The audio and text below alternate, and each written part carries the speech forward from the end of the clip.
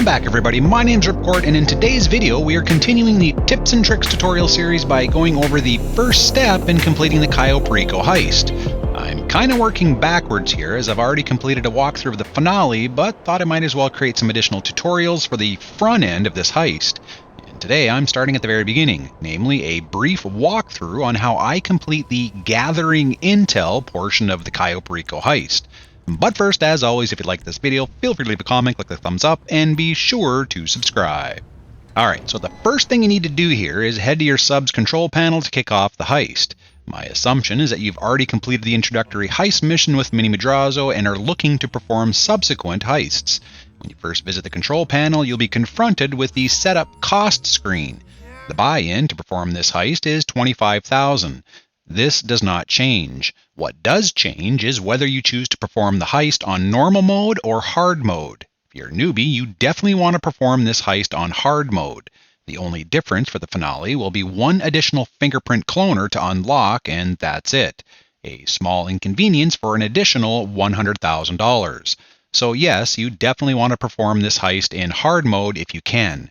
And I say if because this is something that you can't physically select. It's entirely dependent on the time it takes you to come back to the control panel once you receive Pavel's text that the coast is clear. When you get this message, you have approximately 1 hour to return to the sub's control panel to kick off the hard mode. If you wait longer than 1 hour, you automatically get the normal mode. And as a sidebar here, this is one of the biggest griefs I have with the new cooldown times that Rockstar initiated for this heist. If you're playing solo, you have to wait approximately 2.5 hours from the time it takes you to complete the last heist until Pavel sends a text message. And if you add in the time it takes for setups and actually completing the heist, that's going to be an additional hour and change. I don't know about you, but I'm rarely able to sit and play video games for 3.5 hour stretches. So just something to be aware of when performing the heist. Okay, so once you've paid the entrance fee, simply log back into the control panel and select Gather Intel. Also, you'll notice that because I was able to start this heist within the 1 hour time limit, a hard mode active indication can be seen in the lower right of the screen. If you don't see this, it means you've missed the 1 hour window and you'll be performing the heist in the default normal mode. Once you make the selection, the next step will be to travel to the location where you'll need to commandeer an airplane. The location can be any one of 12 different options on the map. And here's my first biggest tip. If you've purchased the Sparrow helicopter, you'll definitely want to use the fast travel option of navigating the sub to the destination point, as you're seeing here. I believe the first time doing this, the cost is 10 grand, but after you complete this once, the cost goes down to 2,000, a small price to pay for performing this mission quicker. If you don't own the Sparrow and want to save money, you can always just exit the sub and fly and/or drive to the destination point. But please note, if you choose this option, you need to be quick, because there is a time limit to collect the airplane and leave for the island. So once you've arrived at the destination, the scenario will always be the same. There'll be 4 or 5 enemy NPCs you need to get past in order to get the airplane. The biggest tip here is to not shoot near the airplane, as this will damage the plane and in some cases result in you crashing before reaching the waypoint. Usually there'll only be 1 or 2 enemies that lingers near or stands next to the airplane, so just take out the bulk of the other NPCs, which are usually just standing around an SUV, and then land to more precisely take out the 1 or 2 nearest the plane. Sometimes you'll get lucky and take them all out in the air, but don't count on this. And that's it. Simply climb aboard and head for the waypoint, which will always be located near the south end of the docks. Another tip, you definitely want to perform these missions in a solo or invite-only lobby. If you find yourself in a public lobby by accident, always climb to the highest altitude possible. This will limit any griefers who would love nothing more than to ruin your day. But, equally important, always remember to descend your altitude just before reaching the waypoint, because if you're too high, the cutscene will not appear. Alright, so once you've made it to the island, your first target is heading to the tower to scope out the primary target. For this, I use and suggest the motorcycle. It's quick, it can jump, and it's less likely to get hung up on the trees, bushes, shrubs, or anything else that Rockstar has deemed impassable on this island. And believe me, there's a lot.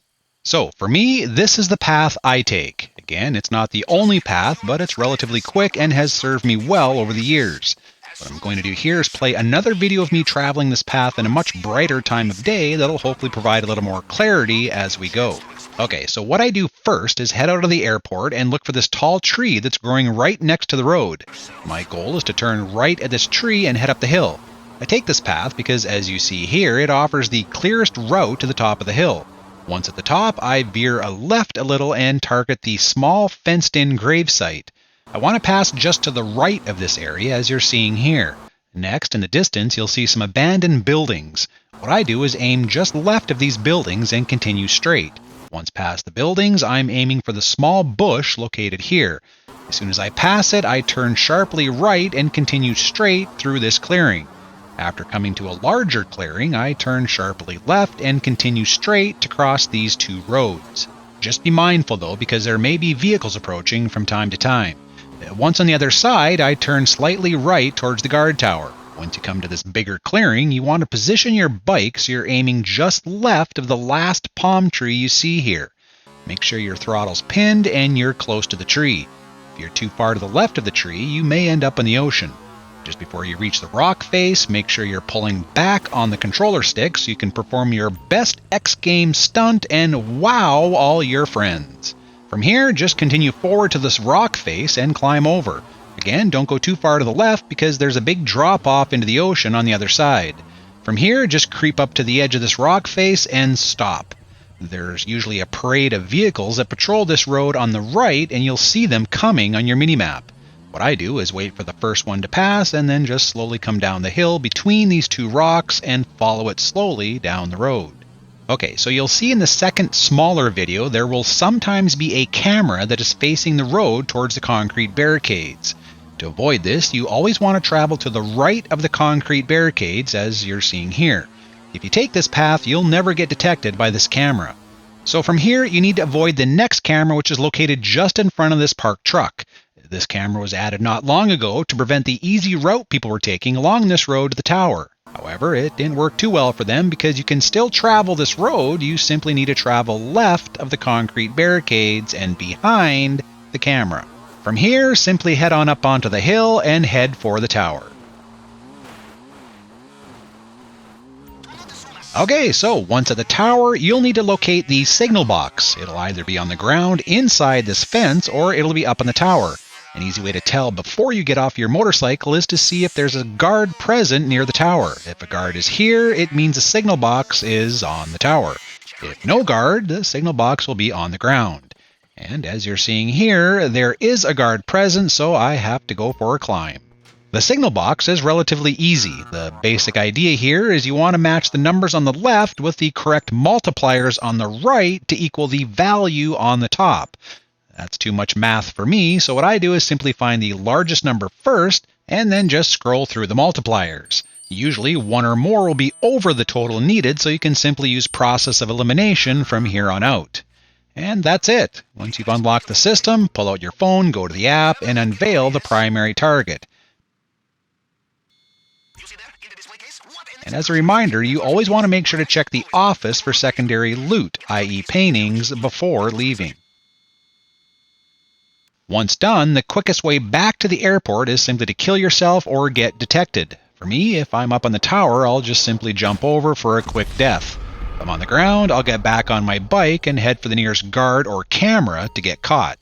Alright, so if you've watched my Cayo finale video, you know that I only seek out secondary targets in 4 locations. The office, which we've already checked, the airport, which we're at now, and the tool shed at the main docks. Once I spawn back at the airport, I'll locate all the secondary loot available here first. If I'm happy with the take, I'll simply hop on the plane and head home. If I don't like the take, I'll head to the main dock. To do this, I locate the second motorcycle, which is located up here on this hill. The path I take is very similar to the earlier method I've shown, with some subtle changes. What you want to do first is turn right and head through this grassy area. The path here is pretty easy, as there's not as many of the deadly bushes or shrubbery that'll get in your way. Keep heading straight until you find that small fenced-in gravesite like before, then it's simply the same path until you come to the guard tower. From here, just move in slow and head for this small shed. You'll be crossing the road just behind it, so make sure there's no vehicles approaching on either side. And just keep checking your minimap. Once you cross the road, simply hug this rock face and park near this lone palm tree. You need to stop here and make sure of 3 things. I've expanded the mini-map to give you an idea of what's going on here. So you need to be aware of A, the guard on the tower has turned to a position that is pointing away from the gate. B, the guard that patrols this area is walking away or his cone of vision is not near the gate. And C, there are no other approaching vehicles. Once all 3 are clear, stay on your bike, head to the gate, and simply just ride through. Take this path here, but just remember to stay as close to the rock face, which is on your right here. Wandering too far to the left will get you noticed by the cameras and guards. And that's it. From here, simply wind your way along the water channel towards the main dock. And just be careful of the odd rock or two that may throw you off course. Once I reach the area by the red crane, I'll simply just climb off and head towards the main tool shed. And as I stated in my Cayo finale video, I like to run towards the 2 palm trees that are close together, right here. I usually stop and make sure there's no guards or vehicles traveling by and then just run to the shed. The one benefit for this intel mission is there will be no camera on the shed, so you simply need to focus on the guards and the vehicles. Once the coast is clear, head inside to scope out the secondary targets, and that's it. Once I've taken the photos, I head out and just get myself caught to head back to the airport and then back to Los Santos. You have now successfully completed the intel portion of the Cayo Heist. Yeehaw! So that's it, my friends. Thank you for watching. If you found better ways to complete the Gathering Intel mission, or have some good tips to get to the other secondary loot locations, by all means, drop a comment below and let everyone know.